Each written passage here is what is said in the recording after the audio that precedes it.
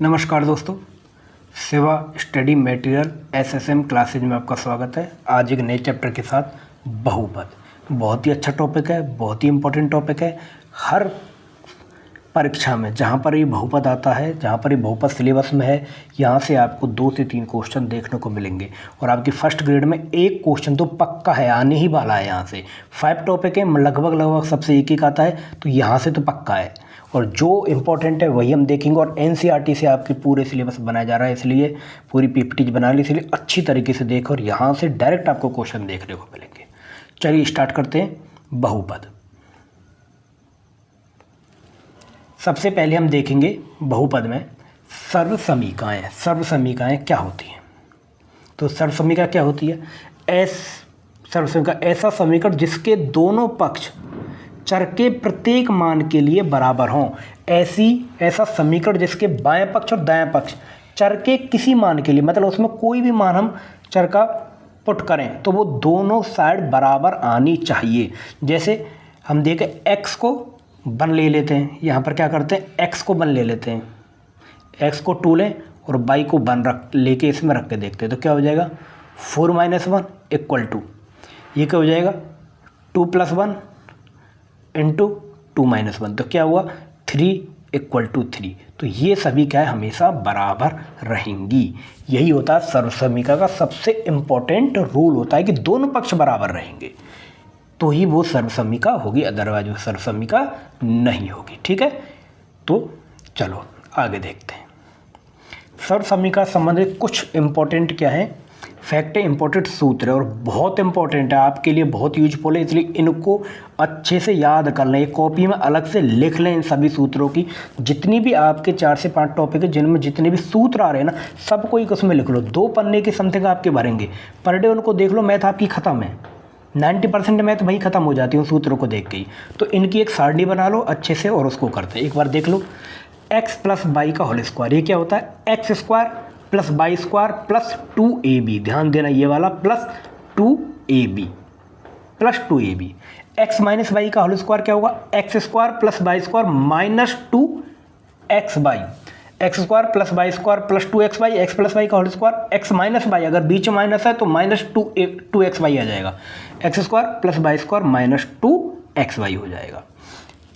ठीक है, बहुत इंपॉर्टेंट है, दोनों याद रटे हुए होनी चाहिए। x + y² क्या होगा x² + y² x + y² +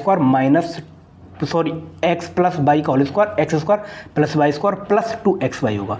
x - y² क्या होगा x² + y² - 2xy होगा। ठीक है, माइनस आ जाएगा। अब एक इंपॉर्टेंट x + y³ क्या होगा, ये होगा x³ + y³ + 3xy × x + y। ध्यान रखना, x + y³ क्या होगा x³ x का क्यू प्लस y का क्यू, क्यू का मतलब 3 घात जो होती है, प्लस के 3xy कोष्टक में x + y। ठीक है, ये रहेगा। x - y³ क्या होगा, क्योंकि ये माइनस है तो 3 घात पर माइनस और 2 घात पर तो प्लस हो जाता है, इसलिए यहाँ पर स्क्वायर में प्लस आया था। लेकिन 3 घात पर क्या होगा प्लस, वो माइनस का माइनस रहेगा, तो x³ - y³ - 3xy × x - y आएगा। इम्पोर्टेंट हैं, ध्यान रखने हैं, इम्पोर्टेंट हैं। ठीक बात है ना। अब इनसे ही एक सूत्र निकलता है, x³ + y³ क्या होता है, तो ये होता है, क्योंकि पॉजिटिव वाला है ऐसा करेंगे, इसको इधर की साइड ले आएंगे तो क्या होगा x + y³ और यहाँ पर ये माइनस आ जाएगा -3xy × x + y। x³ + y³ दोनों पॉजिटिव है तो माइनस में वो आ जाएगा।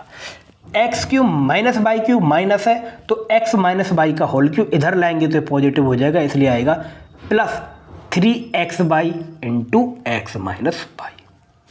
ध्यान रहेगा, याद करने हैं, रटने हैं दोस्तों। ये सूत्र तो आपको रटने ही हैं, चुटकियों में याद होने चाहिए, सीधा आंसर आएगा इनसे। एक क्वेश्चन हम देख लेते हैं, एक एग्जाम्पल x + y + z², एक सर्वसमीका। तो क्या होगा x + y² ऐसे ही करते चलो, x² + y² + z², सबका हमने क्या कर दिया स्क्वायर कर दिया। अब दो का मल्टीपल करके 2 टाइम्स कर दो, चलो 2xy + 2yz + 2zx हो गया। तो x² + y² + z² + 2xy plus 2y/z plus 2zx हो गया। ठीक बात है, याद रहेगा, याद होना ही चाहिए, कोई ऑप्शन है ही नहीं हमारे पास। ये देखते ये दोनों सूत्र, ये दोनों इसी से आए हैं। दो इसका हम क्या करते हैं, ये वाला जो पार्ट है इसमें से हम x प्लस वाई कॉमन ले लेते हैं। तो यहाँ पर ये क्या हो जाएगा, x प्लस वाई हमने कॉमन लिया तो क्या बचेगा, ये बचेगा x प्लस वाई का होल स्क्वायर माइनस, एक बार दोबारा इसको मिटा के करते हैं, रुको, ठीक है, जिससे अच्छे समझ में आए। इसको हम कर रहे हैं, हम क्या करेंगे, यहाँ से x प्लस वाई कॉमन ले लेंगे। तो क्या बचा, x प्लस वाई का होल स्क्वायर, ठीक है, माइनस 3xy। इसको हम खोलेंगे तो ये क्या होगा, x square plus y square plus 2xy। ये माइनस का 3xy यहाँ पर ऑलरेडी है, तो ये क्या हो जाएगा, x प्लस वाई इंटू में x square plus y square 2xy minus 3xy क्या हो जाएगा, माइनस के xy। तो ये आ जाएगा यहाँ पर x³ प्लस y³ जो होगा वो होगा x प्लस वाई और x square plus y square minus xy। ठीक बात है ना, माइनस xy। और ऐसे ही x³ माइनस y³ क्या होगा, x minus y x square plus y square plus xy। ध्यान रखने हैं दोस्तों, बहुत इंपॉर्टेंट है ये 4-5 सूत्र है, लेकिन ये 4-5 सूत्र आपके पूरे पॉलिनोमियल में काम आते हैं, इसलिए याद करने हैं, और कोई ऑप्शन हमारे पास है ही नहीं है। दिक्कत तो यही है, इनको तो याद ही करना पड़ेगा। चलो आगे देखते हैं, एक और important, x³ plus y³ plus z³ minus 3x/z। Direct पूछ सकते हैं इसे ऑप्शंस में। ये क्या होगा, x³ plus y³ plus z³ तो x plus y plus z कर दो, बाकी x square plus y square plus z square minus XY minus YZ minus ZX होता है। तो x³ plus y³ plus z³ minus 3xyz क्या होगा, x plus y plus z। यहाँ से सबसे एक एक कर दिया, एक एक निकाल दिया हमने, तो यहाँ पर कर दो x square plus y square plus z square. ये माइनस 3xy है, एक एक बार लिख दो, minus XY minus YZ minus ZX। ऐसे याद करना और याद रहेगा। एक इंपॉर्टेंट चीज़ है, अगर x plus y plus z, मतलब 3 ऐसे नंबर्स हैं, उनको रख दें x plus y plus z बराबर 0 है, तो ये 0 होगा तो ये पूरी संख्या क्या हो जाएगी, 0 हो जाएगी। और पूरी संख्या 0 हो जाएगी तो इसका मान क्या होगा, x plus y plus z बराबर 3xyz के बराबर में होगा। बहुत इंपॉर्टेंट सूत्र हैं, बहुत इंपॉर्टेंट फॉर्मूला, इसलिए याद होने ही चाहिए। लिख लो, रटो इनको। ठीक बात है ना, हमने भी रटी है तो आपको भी रटने ही पड़ेंगे ये वाले फॉर्मूला। तो चलो आगे चलते हैं। अब तक हमने सर्वसमयका को पढ़ा, अब आगे देखते हैं। याद होनी चाहिए दोस्तों, ये बहुत इंपॉर्टेंट, इसलिए बार बार मैं इस चीज़ को स्ट्रेस कर रहा हूँ। नेक्स्ट हम इससे रिलेटेड 1-2 क्वेश्चन देख लेते हैं। बहुत ही सिंपल क्वेश्चन है, इजी क्वेश्चन है। x plus 1/x equal to क्या है, 3 है। तो x square plus 1/x square पूछ रहा है। देखो ध्यान दो, x square plus 1/x square क्या है, इन दोनों नंबर्स का स्क्वायर ही तो आया है। इनका स्क्वायर कब आएगा, जब इस नंबर को क्या कर देंगे, पूरे को बर कर देंगे तो बन सकता है। तो एक बार बर करके देख लेते हैं। तो क्या आएगा, x प्लस 1/x का होल स्क्वायर इक्वल टू 3 का होल स्क्वायर। इस प्रकार से है। आगे देखते हैं। देखो इसका बर करेंगे तो x प्लस वाई का होल स्क्वायर हमने क्या किया था, x प्लस वाई का होल स्क्वायर हमने किया था x square plus y square plus 2xy किया था। तो प्रथम पद का स्क्वायर तो एक्स स्क्वायर, द्वितीय पद का square 1/x square plus 2xy, 2 गुणा प्रथम पद x द्वितीय पद 1/x, और बराबर में क्या होगा, दूसरे का यहाँ पर 3 का स्क्वायर 9। ठीक बात है। चलो आगे देखते हैं। यहाँ से x square plus 1/x square बच जाएगा, प्लस x से x कैंसिल होगा तो क्या बचेगा 2, और यहाँ पर बचेगा सामने 9। आगे देखो 2 को इधर लेके जाएंगे क्योंकि हमें x square plus 1/x square ही चाहिए। तो x square plus 1/x square equal to 7। ठीक है, ये आपका आंसर आ गया। देखो अगर आप ऐसे भी करोगे तो सिर्फ 1 मिनट से ज़्यादा नहीं लग रही है इसमें। इसके डायरेक्ट आंसर्स हैं, डायरेक्ट इसके मेथड्स हैं, लेकिन उसके लिए आपको ज़्यादा से ज़्यादा सूत्र याद करने पड़ेंगे, कोई मतलब नहीं है उनका। थोड़ा सा मेथड याद करो, उससे करेंगे ज़्यादा ईजी रहेगा आपके लिए। आप सोचें ट्रिक से तुरंत बता सकता हूँ मैं, है इसकी ट्रिक, लेकिन फ़ायदा नहीं है आपको। वो ट्रिक आपको याद करने में ज़्यादा दिक्कत आएगी, ज़्यादा कन्फ्यूजन होगा, इसलिए आप डायरेक्ट ऐसे करो। आपके पास इतना समय तो बचता है फर्स्ट ग्रेड के पेपर में कि आप मैथ के 5 क्वेश्चनों के लिए 5 मिनट बचा सकते हो। अगर 5 मिनट नहीं बचा रहे हो तो फिर तो दिक्कत है ही है, और 1 मिनट से ज़्यादा लेगा भी नहीं। इसने 30 से 35 सेकंड लिए हैं, जबकि मैंने इतनी डिटेल में करवाया। अगर आपको आता है तो तुरंत भर करो, आप पक्षांतर ऐसे कट थोड़ी करोगे, सीधा पक्षांतर करो, खत्म आंसर। आराम से करना है, ज़्यादा जल्दबाजी नहीं करनी, हेजिटेशन नहीं करनी है। पहले पूरा पेपर करना है, लास्ट में मैथ और रीजनिंग छोड़नी है। फिर रीजनिंग करो, सबसे लास्ट में मैथ करो। कम से कम 10 से 5 सेकंड 10 मिनट के समथिंग उसके लिए बचाओ, उसमें आराम से करो और अपना भरो। इस प्रकार से मैथ किया, क्वेश्चन तुरंत किया भरा, इस प्रकार से आप करनी है। हेजिटेट नहीं करना है मैथ में, जो हेजिटेट कर गया उसकी मैथ नहीं होने वाली है। ठीक बात है, चलो आगे नेक्स्ट क्वेश्चन देखते हैं। ये भी अच्छा क्वेश्चन है। x - 1/x बराबर क्या दे रखा है, 1/2 दे रखा है, और ये अब क्या पूछ रहा है, 4x² प्लस 4/x² पूछ रहा है हमसे। तो देखो x - 1/x = 1/2 है। अगर हम दोनों साइड वर्ग कर देते हैं तो कुछ चीज़ तो बनेगी, x² प्लस 1/x² तो आ ही जाएगा। बाकी पीछे देखते हैं, दोनों साइड वर्ग करने पर क्या आया। देखो हम x में पूरी डिटेल लिख रहा हूँ, आपको डिटेल लिखने की ज़रूरत नहीं है, आपको डायरेक्ट करने की कोशिश करनी है। 1/2 का होल स्क्वायर, तो क्या आएगा आगे देखो, x² plus 1/x² minus 2, x into 1/x cut जाएगा तो -2 बचेगा। यहाँ पर क्या बचेगा, 1/4। ठीक बात है, कोई दिक्कत नहीं होनी चाहिए। अब हम क्या करेंगे, क्योंकि यहाँ पर हमें 4 चाहिए तो 4 को वज्र गुणा कहते हैं, ऐसे हम गुणा कर देंगे। 4 को हम इस प्रकार से गुणा करेंगे, ठीक है। इसको अंश से, इसको हर से, तो करो। ये क्या बनेगा, 4x² प्लस 4/x² माइनस 4 को पूरे से क्या 8 = 1। ठीक बात है, तो अब यहाँ पर रखो, हमारा जो आंसर था वो आ गया 4x² प्लस 4/x² = क्या हो गया 1 + 8 = 9। तो ये 9 हमारा क्या है, आंसर है। बहुत ईजी है, सिर्फ हमें वर्क करना है। सिर्फ हम सर्वसमीका के 2-3 एग्जाम्पल हैं, 2-3 वो हैं सूत्र, उनको याद करना और डायरेक्ट करना। ज़्यादा सूत्रों के चक्कर में फंसोगे, नहीं सर इसका शॉर्टकट, इसका मेथड बता दो, तो आपको वो चीज़ याद ज़्यादा करने में ज़्यादा दिक्कत आएगी। इसलिए इसके लिए 5 मिनट, देखो 10 सेकंड 15 सेकंड से ज़्यादा नहीं लगे इसमें, तो आप डायरेक्ट मेथड याद करो, मेथड सीखो अच्छे से। चलिए, तो ये ध्यान रखें, दोनों क्वेश्चन अच्छे क्वेश्चन हैं, परीक्षा में देखने को मिल सकते हैं ऐसे क्वेश्चन आपको। चलिए आगे देखते हैं, क्योंकि ये आपके एनसीईआरटी बुक में दे रखे हैं। अब हम देखते हैं जो हमारा टॉपिक है बहुपद, पॉलिनोमियल। अच्छा टॉपिक है, अच्छी चीज़ है, तो इसको अच्छे से ही आपको पढ़ना है। चलिए डेफिनेशन देखते हैं। बहुपद है क्या, एक ऐसा व्यंजक जिसमें चार नहीं, चर है, चर की सभी घातें पूर्ण संख्या में हों। इसको थोड़ा सा अच्छी तरीके से ध्यान देना, पूर्ण संख्या में जरूर होनी चाहिए। नंबर्स कौन सी संख्या में होनी चाहिए, पूर्ण संख्या होनी चाहिए। पूर्ण संख्या नहीं होगी तो वो बहुपद नहीं होगा, ये सबसे इंपॉर्टेंट फैक्ट है इसका।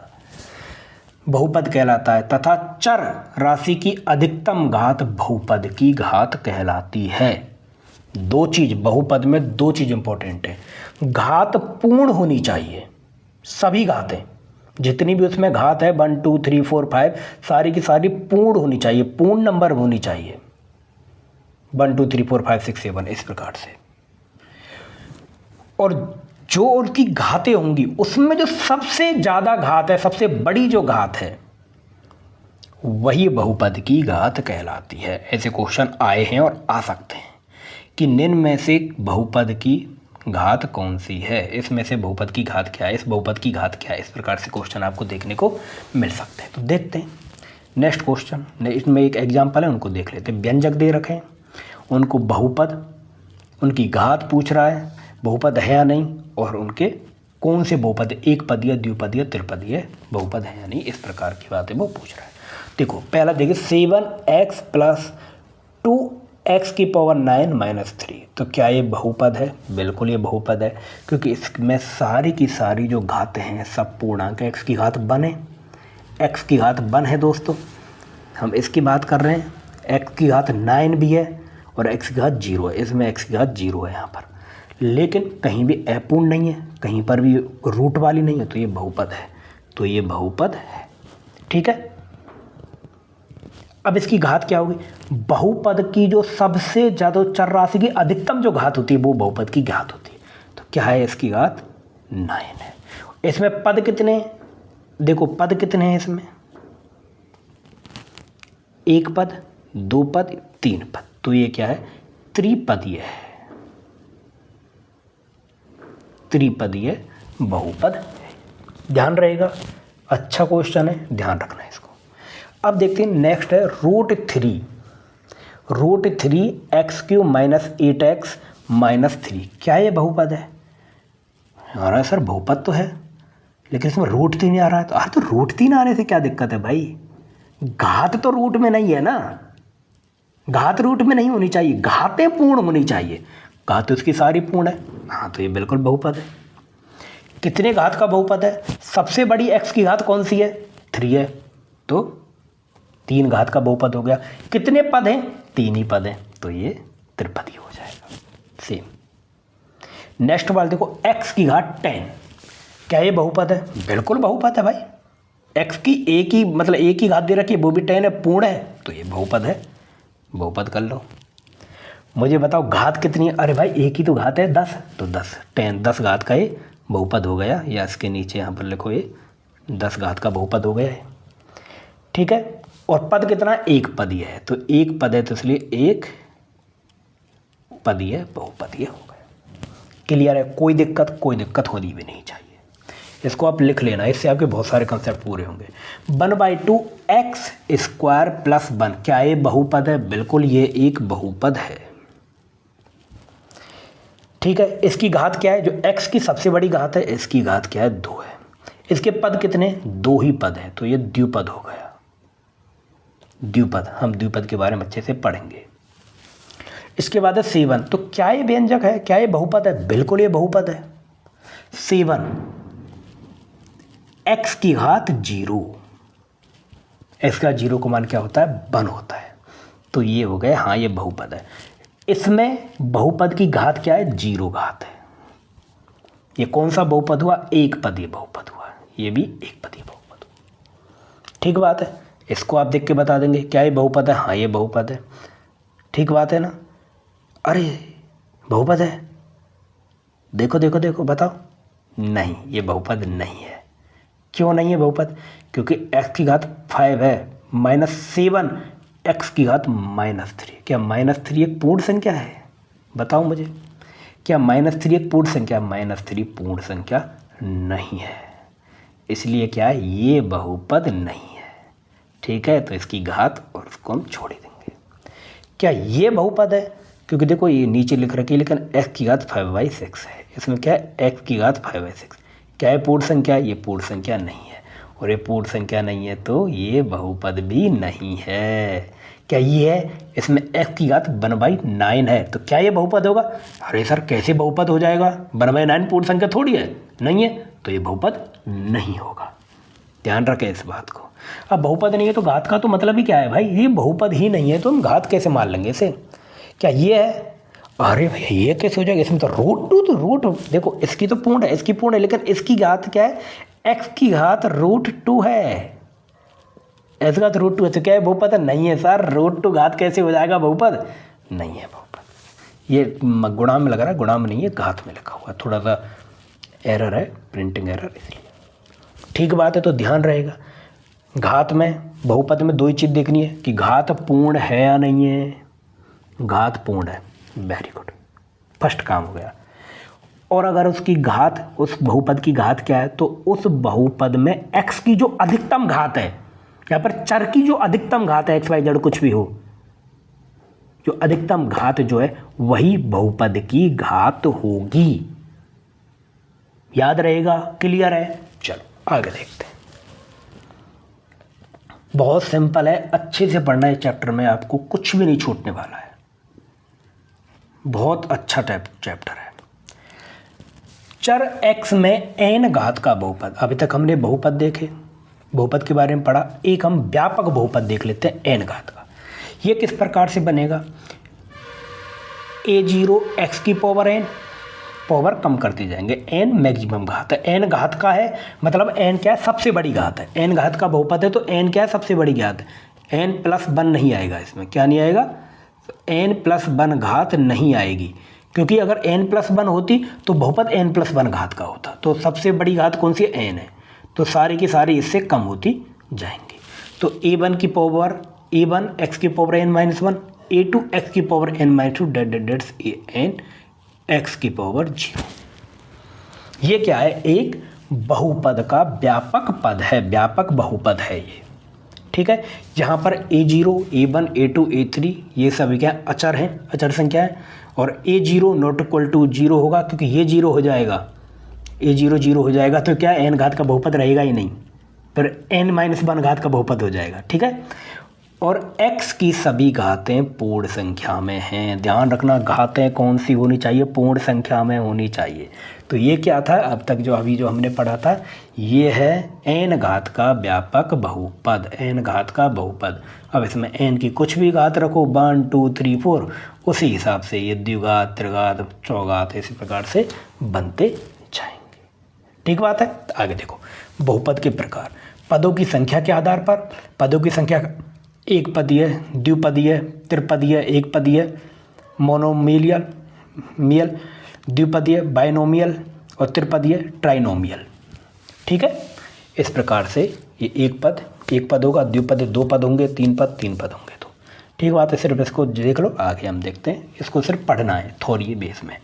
एक घातीय बहुपद या एक घात का बहुपद क्या होते हैं? जिसमें घात एक होती है, जैसे x+1 टाइप के, इनको क्या कहते हैं? रेखीय बहुपद कहते हैं। द्विघातीय बहुपद जिसमें x की सबसे बड़ी घात क्या है? 2 होती है। जैसे इसमें कौन से बहुपद आते हैं? इसमें वो बहुपद आते हैं जिनमें x की सबसे बड़ी घात क्या होती है? 2 होती है। तो इसमें क्या आएगा? x² + 2x + 1 टाइप के, मतलब x² के बाद कुछ भी हो। इस प्रकार के द्विघातीय में x की सबसे बड़ी 2 घात होंगी। त्रिघातीय में x की सबसे बड़ी 3 घात होंगी, x³ + 2x + 3। इस प्रकार से x की सबसे बड़ी घात कितनी होगी? 3 होगी। 4 घातीय जिसमें x की सबसे बड़ी घात 4 होगी। ठीक है, ये घात के आधार पर है, इनसे ज़्यादा हम पढ़ते भी नहीं है। 4 घात के बहुपद तो बहुत बड़ी बात हो जाती है, 5 घात के बहुपद हलाल होते भी नहीं है। इसलिए आप एक घातीय, द्विघातीय, त्रिघातीय, चौघातीय इनको ध्यान रखें। ठीक है, ध्यान रहेगा। आगे देखते हैं। a1 a2 a3 डैश बराबर 0 हो तो इसे शून्य बहुपद कहते हैं। अगर ये सारे के सारे 0 हो जाएंगे तो ये क्या हो जाएगा? px बराबर क्या हो जाएगा? 0 हो जाएगा। तो इसे क्या कहेंगे हम?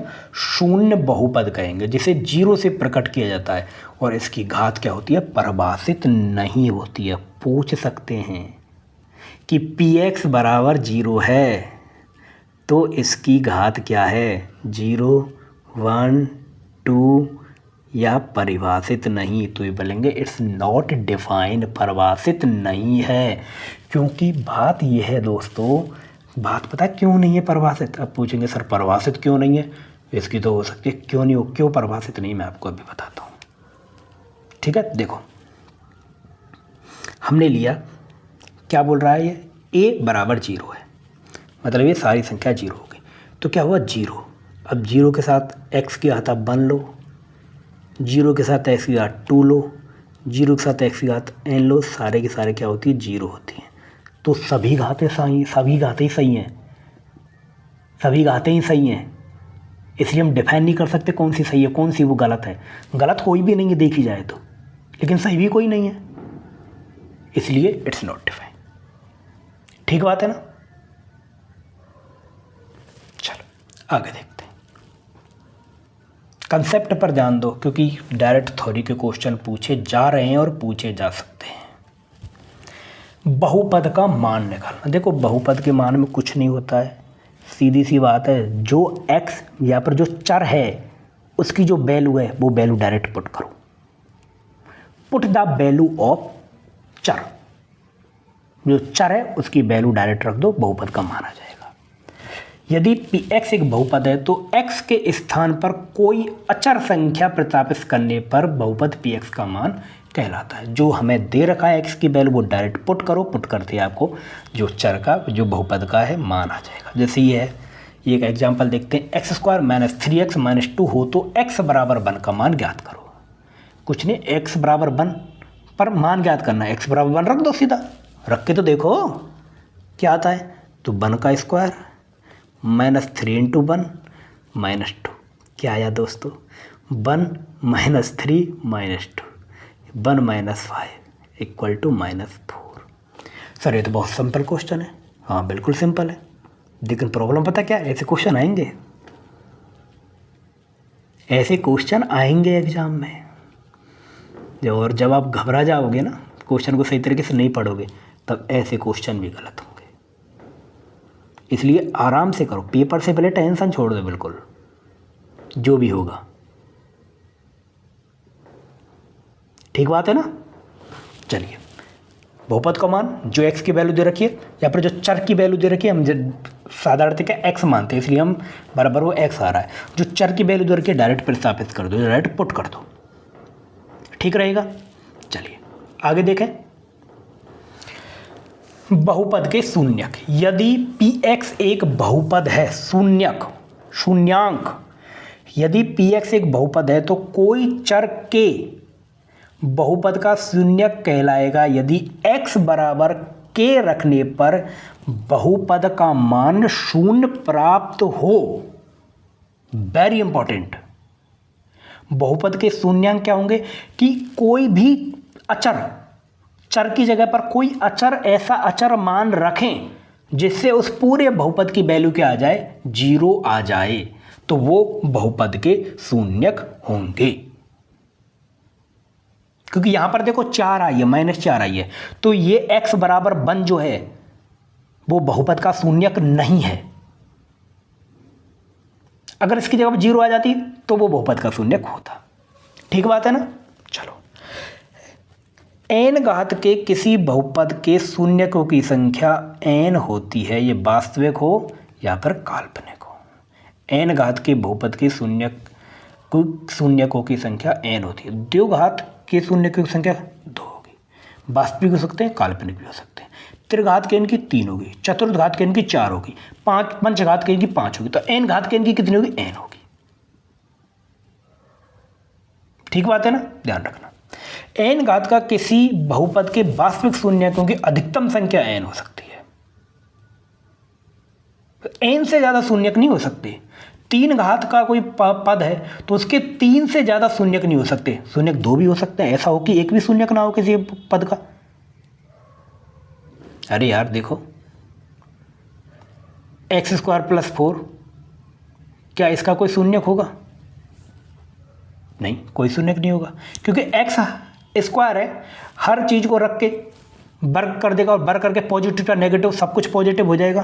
तो क्या इसका कोई शून्यक अवेलेबल होगा, कोई भी शून्यक अवेलेबल नहीं होगा। वास्तविक शून्यक कोई अवेलेबल ही नहीं होगा इसका। यहां पर क्या आएगा, x² बराबर -4, और x² बराबर -4 होगा तो मतलब ही नहीं है। हाँ, काल्पनिक शून्यक हो सकते हैं इसके, आयोटा की पावर में भले हो सकते हैं। आवश्यक नहीं है कि बहुपद का शून्यक शून्य ही हो, जरूर नहीं है, ये तो कोई वो नहीं है, और भी हो सकते हैं।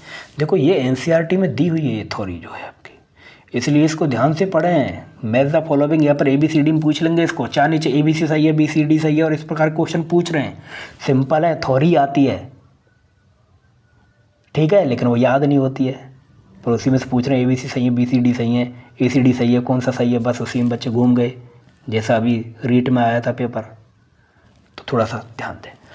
0 बहुपद का एक शून्यक हो सकता है, बिल्कुल हो सकता है। प्रत्येक रेखिक बहुपद का रेखिक की घात क्या होती है? 0 1 होती है। रेखिक बहुपद की घात 1 होगी। रेखिक बहुपद का एक और केवल एक शून्यक होता है, बिल्कुल अवेलेबल होता है कि बराबर में 0 करके हम उसे निकाल सकते हैं। एक बहुपद के एक से अधिक शून्यक हो सकते हैं, बिल्कुल हो सकते हैं, ये हम आगे देखेंगे भी। तो हमने क्या चीज़ सुन की कि जरूरी नहीं है कि प्रत्येक बहुपद का शून्यक हो, शून्य ही हो, और शून्य बहुपद का एक शून्यक हो सकता है। प्रत्येक रेखिक बहुपद का केवल एक शून्यक होता है, और एक बहुपद के एक से अधिक शून्यक हो सकते हैं। हम आगे ये देखेंगे भी, ठीक है। याद रखना, ऐसे हम क्वेश्चन की प्रैक्टिस भी करने वाले। चलो जांच करो कि -2 और 2 बहुपद x+2 के शून्यक हैं या नहीं, ये जांच करते हैं। क्या करना है? डायरेक्ट मान रख के देखते हैं। 0 आती है तो शून्यक है, 0 नहीं आती है तो शून्यक नहीं है। तो पहले हम पुट करते हैं -2, तो -2 + 2 = 0। यस भाई साहब, ये तो शून्यक है। क्या 2 भी है?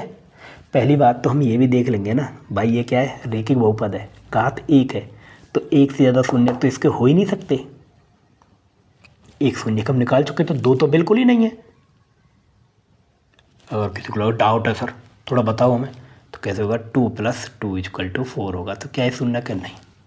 रखने पर 0 नहीं आ रहा है, और 0 नहीं आ रहा है तो ये क्या शून्यक नहीं है। याद रहेगा क्या बोला है? डायरेक्ट मान पुट करके देख लो, अगर 0 आ रहा है तो शून्यक है, नहीं आ रहा है तो नहीं है। बहुपद 2x + 1 का एक शून्यक ज्ञात करो। भाई साहब 2x + 1 रेखिक बहुपद है, तो इसका एक ही शून्यक होगा। कैसे होगा? शून्यक क्या होता है? मान 0 आना चाहिए बहुपद का, 0 के बराबर रख दो। रख के देखो भैया, हमने रखा 2x + 1 = 0, रख के देख लिया ना। चलो देखो, 2x = 1 को इधर ले जाएंगे, माइनस हो जाएगा तो -1, तो x बराबर क्या हो जाएगा? -1/2। तो x बराबर -1/2 2x + 1 का एक शून्यक है। ठीक बात है, ये देखते हैं दूसरा क्वेश्चन। x² - 2x के शून्यक कितने होंगे? पहले तो मुझे बताओ क्या है? बहुपद है, द्विपद है, दो घात है अधिकतम, तो अधिकतम 2 ही इसके शून्यक हो सकते हैं, इससे ज़्यादा नहीं हो सकते। निकाल के देख लेते हैं।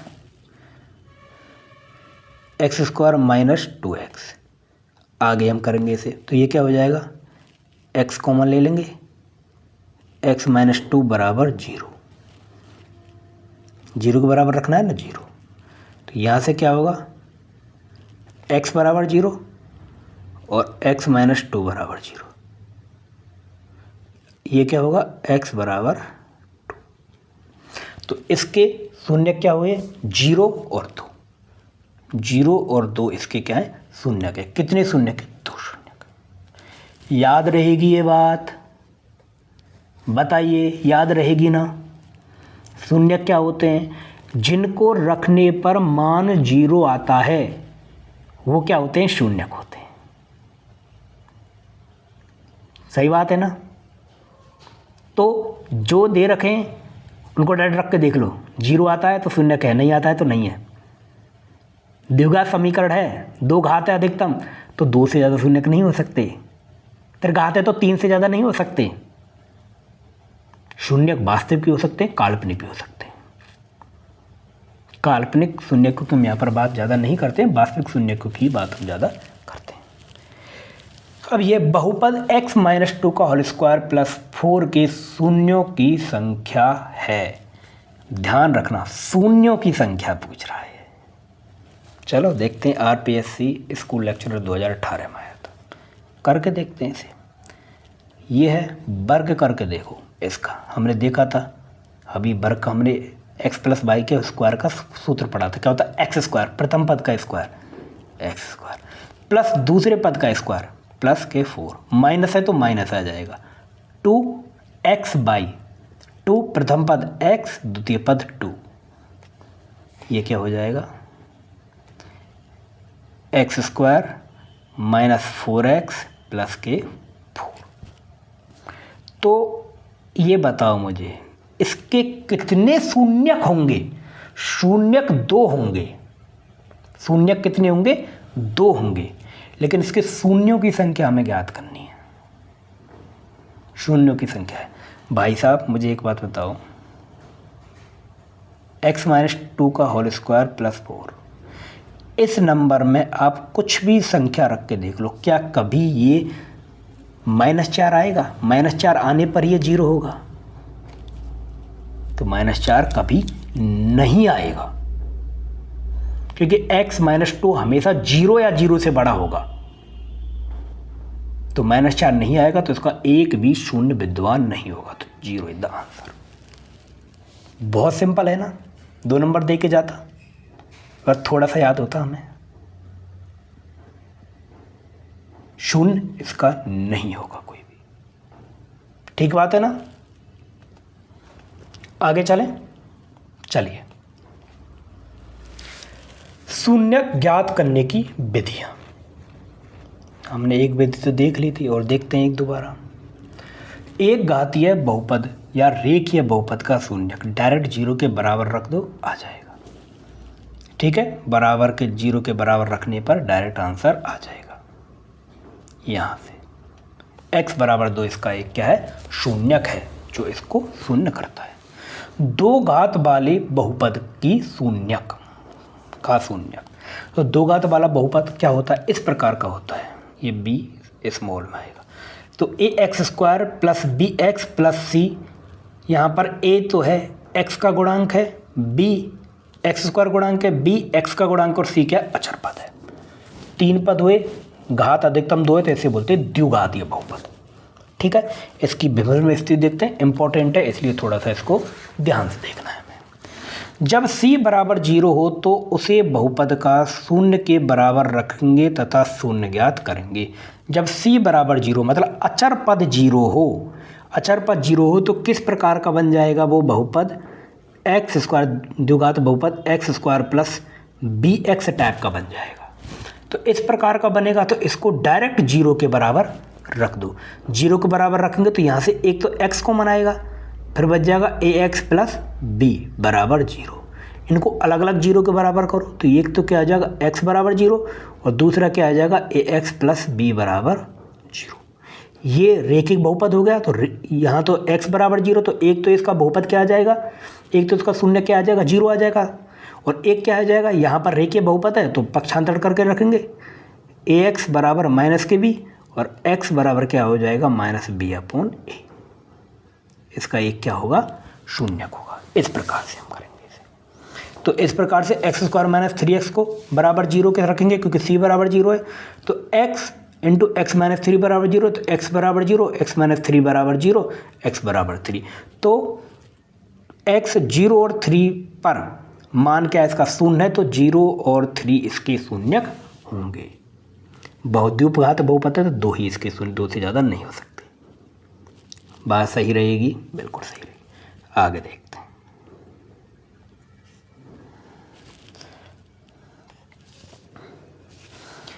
जब b बराबर 0 हो तो x का पद नहीं होगा, तो बहुपद किस प्रकार का होगा? जब b बराबर 0 होगा तो बहुपद होगा ax स्क्वायर प्लस c बराबर 0 टाइप का होगा। ठीक है, इस टाइप का होगा। तो ये क्या आ जाएगा? ax स्क्वायर बराबर माइनस c। तो एक्स स्क्वायर बराबर क्या आ जाएगा? Minus c upon a। इस प्रकार से आएगा। ठीक है, इसका रूट करेंगे तो ये क्या आ जाएगा? Plus minus root c upon a। इस प्रकार के इसके एक बार देखते हैं, क्योंकि यहाँ पर क्या होना पड़ेगा? इसको माइनस होना पड़ेगा। ये माइनस वाले से आएंगे, कोई प्लस वाला होगा तो ये क्या होगा? Minus c। तो काल्पनिक होंगे तो ये तो पॉसिबल ही नहीं है, ध्यान रखना। तो एक एग्जाम्पल देखते हैं। 2x स्क्वायर माइनस 9 बराबर 0, तो 2x स्क्वायर बराबर 9, तो x बराबर क्या होगा? Plus minus root 9 upon 2। ये क्या होंगे? इसके शून्यक होंगे। कितने होंगे? एक प्लस वाला होगा प्लस रूट 9 अपॉन 2, एक माइनस वाला होगा। कितने शून्यक होंगे? 2 होंगे। b और c बराबर 0 हो, b और c बराबर 0 हो तो पद किस प्रकार का होगा, सिर्फ x का पद बचेगा इसमें। किसका पद बचेगा, सिर्फ x का ही पद बचेगा। b और c 0 हो तो ax² बराबर 0 होगा। तो इसके दो शून्य क्या होंगे, x² बराबर 0 है, इसके दो शून्य होंगे x और x, यहाँ पर 0 और 0, इसके क्या होंगे, दो शून्य होंगे।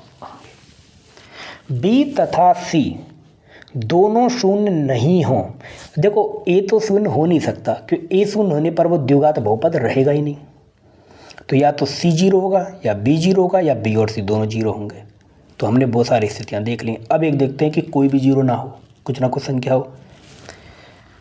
b और c दोनों शून्य नहीं हो तो क्या होगा, बहुपद किस प्रकार का हो, ax² plus bx plus c प्रकार का होगा। तो b को किसको ध्यान देना, ये इंपॉर्टेंट है, बहुत इंपॉर्टेंट है। b को ऐसी दो संख्याओं के योग के रूप में लिखते हैं जिसका गुणा ac हो। ध्यान देना, ax² plus bx plus c type के जो वो होते हैं उसमें b को, ये गुणनखंड विधि में भी काम आएगा, b को ऐसी दो संख्याओं के योग में लिखते हैं जिनका गुणा, b को ऐसी दो संख्याओं के योग के रूप में लिखते हैं जिनका गुणा क्या हो, AC हो, a और c के गुणा के बराबर हो। चलो याद रखना इसको, बहुत इंपॉर्टेंट है। आगे इसके एग्जांपल्स देखते हैं हम थोड़े बहुत। देखो x² माइनस 5x प्लस 6 के शून्यांक ज्ञात करो। कोई भी 0 नहीं है तो हमको कुछ ना कुछ इसमें करना पड़ेगा। आप क्या कर सकते हैं, देखो अगर आपको ऑप्शन दे रखे हो ना तो कुछ नहीं है, डायरेक्ट ऑप्शन से मान उठा कर रख दो, उत्तर डायरेक्ट पता चल जाएगा। ट्रिक है डायरेक्ट याद करने की, मेथड है। ट्रिक तो क्या मैं कहूँगा, मेथड है। ऑप्शन से उठा के रख दो, कैलकुलेशन थोड़ी फास्ट होनी चाहिए आपकी, पता चल जाएगा आपको। दूसरा तरीका क्या है, हमने देखा कि जो b है, यहाँ पर b क्या है, 5 के बराबर है। b क्या है, सॉरी देखो यहाँ पर देखते हैं, b बराबर कितने के बराबर है, -5 के बराबर है। b -5 के बराबर है। तो b को और ac बराबर क्या है, a इंटू सी बराबर क्या है, a बराबर तो 1 है, तो 1 इंटू 6 क्या हो जाएगा, 6 हो जाएगा। तो b को इस प्रकार से रखना है, b को इस प्रकार से योग में रखना है कि उनका गुणा करने पर दोनों नंबर्स के क्या है, ac आए। तो क्या रखेंगे, b के 5 के योग क्या हो सकते हैं, 1,4 हो सकता है, 2,3 हो सकता है, ये हो सकते हैं, है ना, यही तो होंगे। तो इनको देखो, क्या 4 इंटू 1 करने पर 4 इंटू 1 करने पर क्या आ रहा है, 4 आ रहा है, और 2 इंटू 3 करने पर क्या आ रहा है, 6 आ रहा है। हाँ यार, बात तो बैठ रही है, बैठ रही है ना, बात बैठ रही है। अब बताओ, ये या तो ये दोनों माइनस होंगे क्योंकि माइनस माइनस बराबर प्लस आता है, या फिर ये दोनों क्या होंगे, प्लस होंगे। ठीक है, लेकिन यहाँ पर क्या माइनस का दे रखा है, तो हम क्या करेंगे, दोनों को माइनस माइनस रखेंगे। ठीक है, ठीक बात है, क्योंकि -3 प्लस -2 ही -5 होंगे। ठीक बात है, तो ये रखो, यहाँ से हम देखते हैं x² minus 2x minus 3x plus 6 बराबर 0। ठीक है, याद देखो, पहले वालों में से x कॉमन ले लो, जो कॉमन आ रहा है इसको, दूसरे वाले में कॉमन क्या आ रहा है, 3 आ रहा है, ले लो। तो x कॉमन लिया तो यहाँ से बन गया x माइनस 2। ठीक है ना,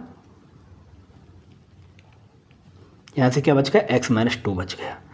ये -3 कॉमन ले लेंगे तो क्या हो जाएगा, x माइनस 2 बराबर 0। अब इस सब में से क्या कॉमन आ रहा है, सब में से आ रहा है x माइनस 2 कॉमन आ रहा है, तो ले लो भैया, x माइनस 2 कॉमन ले लेंगे। यहाँ पर क्या बचा x, यहाँ पर क्या बचा 3 बराबर 0।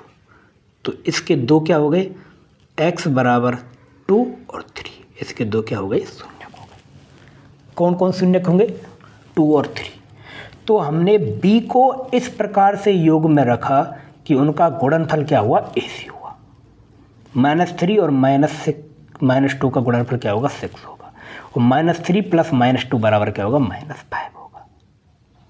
ध्यान रहेगा, अच्छे से ध्यान करना है। ये अच्छे से विधि सीखनी, अच्छे से प्रैक्टिस कर लो, डायरेक्ट क्वेश्चन देखने को मिलेंगे, नहीं तो ऑप्शन से उठा उठा के चेक करके भी आप देख सकते हो। इस प्रकार की हम प्रैक्टिस जरूर प्रैक्टिस करेंगे। जब प्रैक्टिस हमारी चलेगी, अभी क्या आप जल्दी जल्दी अपना सिलेबस एक बार कंप्लीट करो। मेरी यही प्रायोरिटी थी, पहले सिलेबस कंप्लीट करते फिर हम धुआंधार प्रैक्टिस करेंगे।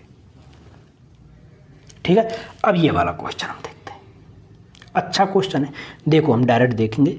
b बराबर क्या है, पहले तो ये देखो -1 है, a बराबर क्या है 6 है, c बराबर क्या है -2 है, तो AC बराबर क्या होगा -12 होगा। AC बराबर क्या होगा -12 होगा। ठीक बात है। अब देखो हमें B को इस प्रकार से लिखना है, इस प्रकार से ऐड करना है, B को इस प्रकार से योग के रूप में लिखना है कि उनका गुणा करने पर -12 आए। तो पहले तो 12 के गुणनखंड क्या क्या हो सकते हैं, 12 क्या हो सकता है, 2 गुणा 6 हो सकता है, 2 गुणा 6 हो सकता है, 3 गुणा 4 हो सकता है, और भी कुछ हो सकता है, और कुछ नहीं हो सकता, यही हो सकता है जो पॉसिबल है। ठीक है, ये देखो। अब देखो मुझे एक बात बताओ, 2 और 6 को कैसे भी प्लस माइनस करके लिख लो, क्या कभी माइनस बनाएगा, नहीं आएगा। और 3 और 4 में आ जाएगा, आ जाएगा सर, कैसे आ जाएगा, अरे 4 को माइनस में कर दो और 3 को प्लस में कर दो, तो क्या हो जाएगा, अगर हम -4 + 3 करते हैं तो क्या आ जाएगा, माइनस बना रहा है, और हमें -1 तो लाना है। -4x + 3x क्या होगा, -x होगा, हमें -x ही लाना है, -1 ही लाना है। ठीक है, रखते हैं। 6x² माइनस प्लस के 3x, देखो जो कॉमन आ रहा है इस प्रकार से रखो, माइनस के 4x, ठीक है, माइनस के 2, ठीक रहेगा ना, यही है, हाँ बिल्कुल, बराबर 0। अब देखो क्या क्या कॉमन आ रहा है, इसमें से क्या कॉमन आ रहा है, 3x कॉमन आ रहा है,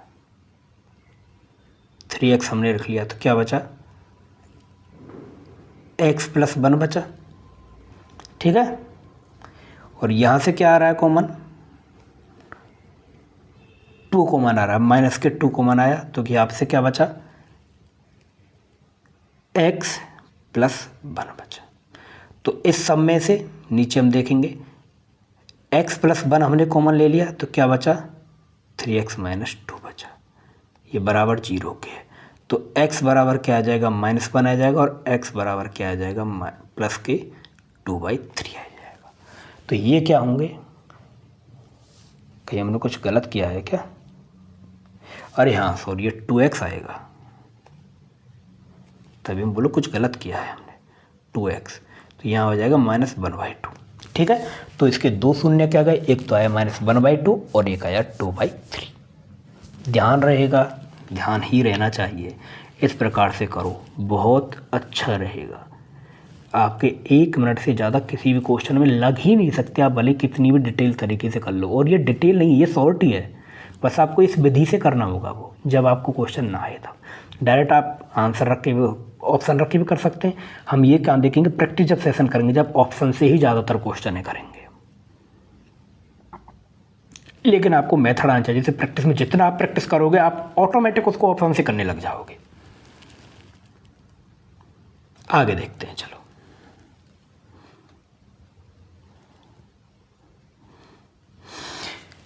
यदि b को ऐसी 2 संख्याओं के योग के रूप में लिखना संभव नहीं है जिनको गुणा AC हो, तो इसको हम किससे करते हैं, डायरेक्ट श्रीधराचार्य मानक सूत्र में रख देते हैं। श्रीधराचार्य मानक सूत्र क्या है, ax² + bx + c = 0, जो कि द्विघात बहुपद है, जिसमें a ≠ 0 होगा, कि शून्यांक क्या होंगे, x बराबर -b ± √b² - 4AC/2, ये रामबाण है, ये ABC के मान इसमें रख दो, उत्तर आपका आना ही है, क्योंकि प्लस माइनस है तो 2 उत्तर आएंगे। द्विघात समीकरण के 2 ही होते हैं ना शून्यक, तो 2 आएंगे, याद रहेगा। ये कब होगा, ये इससे कब करना है, हालांकि इसकी नौबत नहीं आएगी एग्जाम में, इससे हमें क्वेश्चन नहीं करने, बस ध्यान देना है एक बार। ये कब करना है? जब जो b को ऐसी दो संख्याओं के योग रूप में नहीं लिख सकते जिनका गुणा ac होता। क्या सूत्र है? Minus b plus minus root b square minus 4ac upon 2a। ठीक बात है। चलो आगे देखते हैं। अब ये है 2x² minus 7x minus B के शून्यांक ज्ञात करो। चूँकि हमें पता है 7 को उस प्रकार से हम नहीं लिख सकते। अब लिख के देख लो 7 क्या फैक्टर क्या करोगे भाई? ये क्या आ रहा है 4 माइनस के 4 आ रहा है और 7 कुछ तो अल्लू काट बनेगा क्या? नहीं बनेगा, नहीं बनेगा, नहीं बनेगा।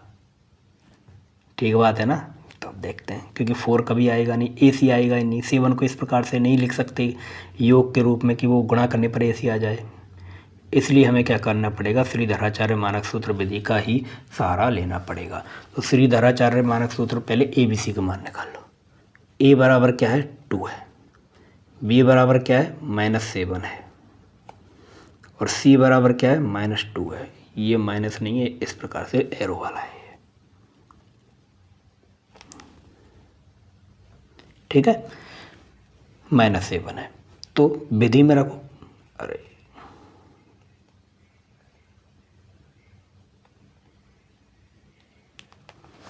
हो जाता है कभी कभी। विधि में रखो डायरेक्ट। क्या होगा? -b plus minus root b square minus 4ac upon में 2a। मान रख दो, डायरेक्ट उत्तर आएगा। मैं रख के देखता हूँ, दिखा देता हूँ एक बार, करना आपको है। तो ये -7 तो -7 प्लस माइनस b क्या हो जाएगा? 7 माइनस माइनस प्लस हो जाएगा, plus minus root b square, तो -7 का स्क्वायर क्या आ जाएगा? 49 -4 ac, a बराबर क्या 2 है, c बराबर -2 है, अपॉन में 2a, 2 a की जगह पर 2, तो ये हो जाएगा 4। ठीक है, इधर देखते हैं इसे। 7 प्लस माइनस रूट, ये क्या हो जाएगा? 4 16 -16 प्लस ये हो जाएगा माइनस में प्लस का हो जाएगा 49, 49 प्लस 16 क्या हो जाएगा? 49 प्लस 16 कितने हो जाएगा? 49 प्लस 16 अपन में नीचे आएगा 4, तो क्या होगा? 50, 55 और 65। तो 7 प्लस माइनस रूट 65 अपन 4, इसके एक बार प्लस लेके एक बार माइनस लेकर रूट ज्ञात कर सकते हैं, लेकिन हमें इतना नहीं करना है। ठीक है ना? इस प्रकार क्वेश्चन आपको देखने को भी कम ही मिल सकते हैं। इस पर आएंगे तो आपके पास विधि है ही है। 2 क्या हो जाएंगे इसके बहुपद? 2 शून्य क्या होंगे? 7 रूट 65 अपॉन 4 और 7 माइनस रूट 65 अपॉन में 4। इस प्रकार के 2 इसके शून्यक होंगे। आगे का मेथड देखें, इम्पोर्टेंट है सूत्र बस। ठीक है, चलिए अब तक हमने इतना कुछ देख लिया है। फिर इसके बाद देखेंगे जब द्विघात बहुपद के शून्यांक या मूल दिए हों, शून्यांक या मूल दिए हों तो बहुपद ज्ञात करना। शून्यांक या मूल दिए हों तो बहुपद ज्ञात करना। अब हम ऐसा करते हैं, आज की क्लास को यहीं समाप्त करते हैं। दूसरी क्लास में थोड़ा सा हाफ एन आवर का चैप्टर रहा है 30 मिनट का, उसको देख के हम इसको ख़त्म करेंगे। वो इम्पोर्टेंट है कि वहाँ से क्या मूलों का हम संबंध पढ़ेंगे और वहाँ से क्वेश्चन हर एग्जाम में देखने को मिलता है, तो इसलिए उसको दूसरी क्लास में करेंगे। ठीक बात है। अब तक जो हमने पढ़ा है उसको आप अच्छे से पढ़ें और आप इसको 1 से 2 बार वीडियो देखेंगे तो आपको बहुत अच्छी तरीके से याद हो जाएगा ये। और अगर आपको हमारी वीडियोज अच्छी लग रही है तो हमारे चैनल को शेयर करें ज़्यादा लोगों तक, और सब्सक्राइब करें और लाइक करें और कमेंट जरूर करें, जिससे हमें पता लगे कि फीडबैक किस प्रकार का है और हमें और क्या बेहतर इम्प्रूवमेंट करना है और क्या इम्प्रूवमेंट करना है। ठीक है दोस्तों, आगे का चैप्टर है दूसरी क्लास में देखते हैं, पार्ट 2 में। ओके, मिलते हैं नई वीडियो में बहुपद के दूसरे चैप्टर में। Thank you.